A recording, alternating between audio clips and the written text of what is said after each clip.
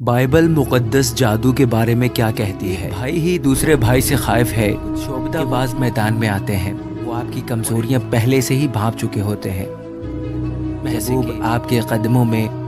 حالانکہ دوستو، ساس بہو کا جھگڑا، یہ سب چیزیں آپ کو دیواروں پر لکھ کے جب میں نے ایک دیوار پر ساغر مسیح کے نام سے ایک اشتہار دیکھا، اس میں پرانے عہد نامے میں جادو اور جادوگروں کو لے کر طویل بحث کی گئی ہے۔ جادو کرنے والا نہ ہو، قسمت کا حال بتانے والا نہ ہو۔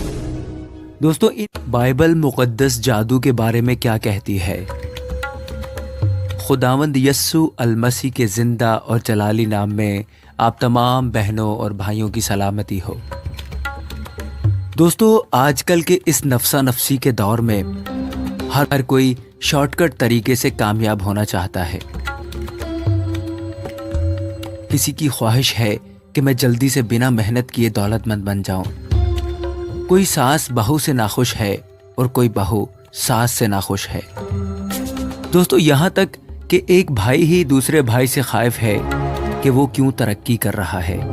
ایک بھائی دوسرے بھائی کو پست کرنا چاہتا ہے، وہ چاہتا ہے کہ میں اسے کسی طرح گرا دوں اور وہ آگے نہ بڑھ سکے۔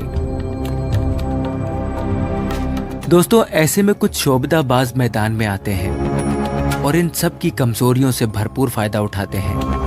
وہ لوگ پہلے خود ہی تفصیل سے آپ کی کہانی سنتے ہیں اور پھر اسی کہانی میں سے ایک پنچ لائن نکالتے ہیں اور اسی کے ذریعے آپ کو زیر کر لیتے ہیں۔ وہ آپ کی کمزوریاں پہلے سے ہی بھانپ چکے ہوتے ہیں، جیسے کہ میاں بیوی کا جھگڑا، کالے علم کی کاٹ، محبوب آپ کے قدموں میں۔ حالانکہ دوستو، محبت جس نے بھی کی ہے وہ جانتا ہے کہ محبوب کیسا بھی ہو، اس کو قدموں میں نہیں رکھا جاتا۔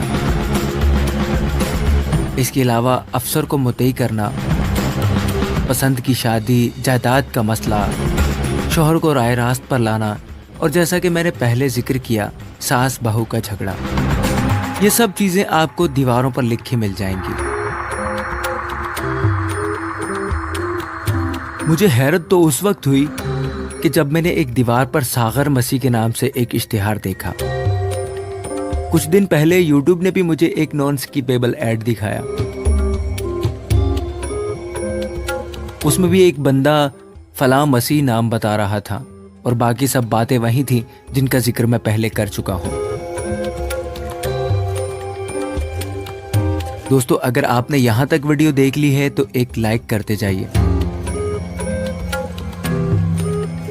دوستو، ہم دیکھیں گے کہ بائبل مقدس جادو کے بارے میں کیا کہتی ہے۔ پیارے دوستو، آپ نے ہیری پوٹر سیریز میں جادو کے بارے میں سنا ہوگا یا ڈزنی کی مووی دیکھی ہوگی جس میں پریوں کا جادو دکھایا گیا ہے۔ ان موویز میں جادو کو ایک اچھی چیز کے طور پر پیش کیا جاتا ہے، لیکن بائبل مقدس جادو کے بارے میں کیا کہتی ہے؟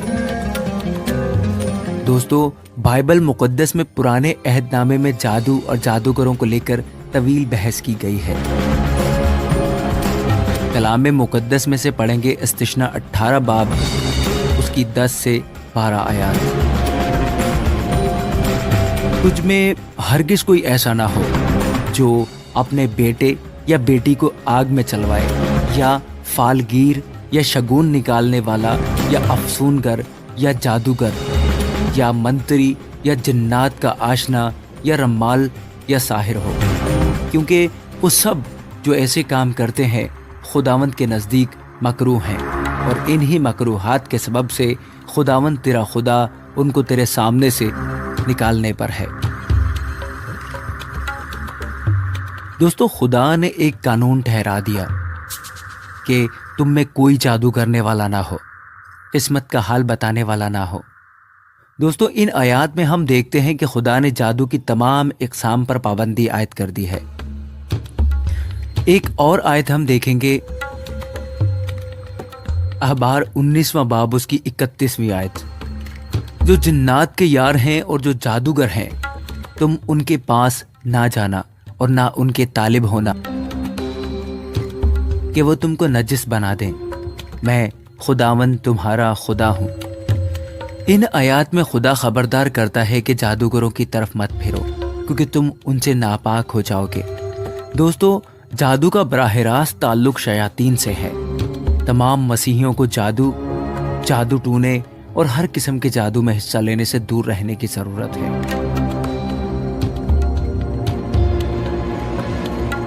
دوستو، موسیٰ اور یوسف کے زمانے میں مصری جادو کرتے تھے، جب خدا موسیٰ اور ہارون کے ذریعے معجزات کرنے کے لیے کام کر رہا تھا۔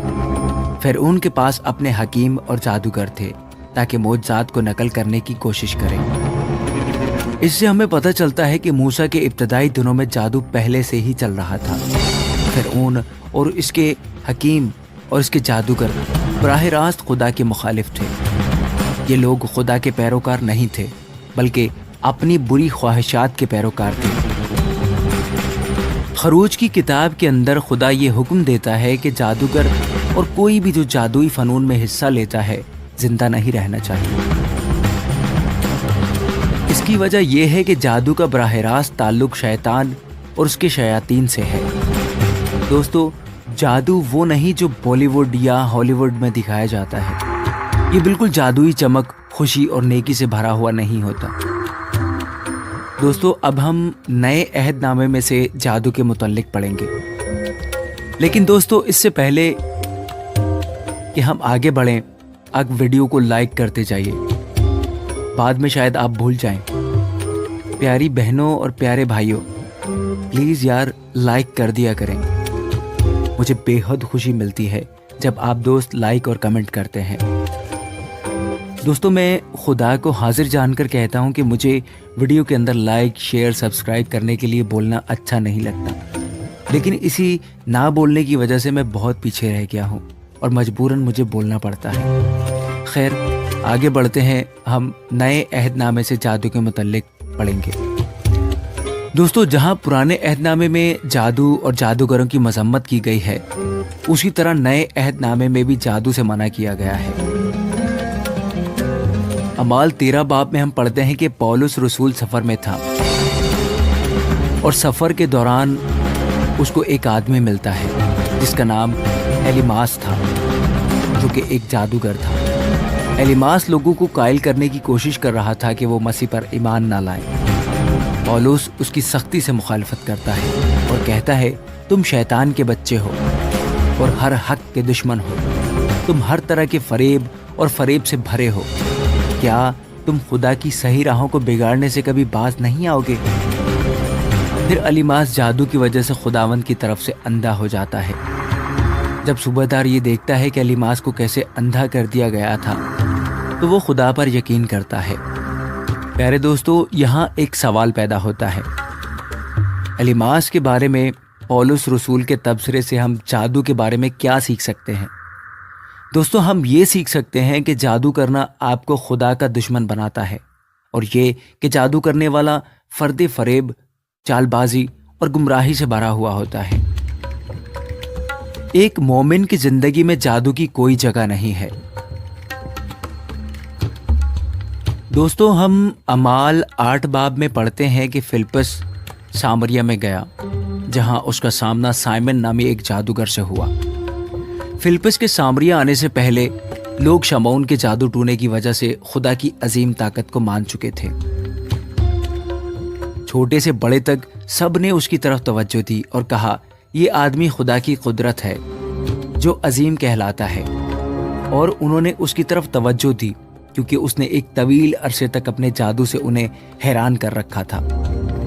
لیکن جب انہوں نے فلپس پر یقین کیا، جب اس نے خدا کی بادشاہی اور یسوع مسیح کے نام کی خوشخبری سنائی، تو انہوں نے بپتسمہ لیا۔ مردوں اور عورتوں نے بھی بپتسمہ لیا۔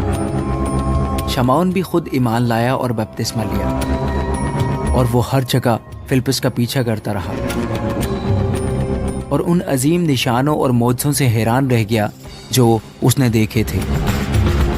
خوشخبری سننے اور بپتسمہ لینے کے بعد بھی سائمن نے سوچا کہ وہ پطرس اور یوحنا سے روح القدس کا تحفہ خرید سکتا ہے۔ پطرس سائمن کی تردید کرتا ہے اور اسے بتاتا ہے کہ روح القدس صرف ایمان سے دیا جاتا ہے، کوئی شخص روح القدس کو خرید نہیں سکتا، اور نہ ہی کوئی روح القدس دینے کی صلاحیت خرید سکتا ہے۔ دوستو، بائبل کہتی ہے کہ کوئی شخص جو کسی قسم کا جادو کرے یا کروائے مسیحی نہیں ہو سکتا۔ خدا ہمیں شیطان اور اس کے شیاطین سے بچانا چاہتا ہے۔ پیارے بھائیوں اور بہنوں، خدا نہیں چاہتا کہ ہم جادوگروں کے چنگل میں پھنس جائیں۔ اگرچہ بعض دفعہ ٹی وی، کچھ کتابیں اور میوزک جادو کو ایک اچھی چیز کے طور پر بھی پیش کرتے ہیں، لیکن دوستو بائبل ہمیں بتاتی ہے کہ یہ وہ راستہ ہے جو شیطانیت سے جا ملتا ہے۔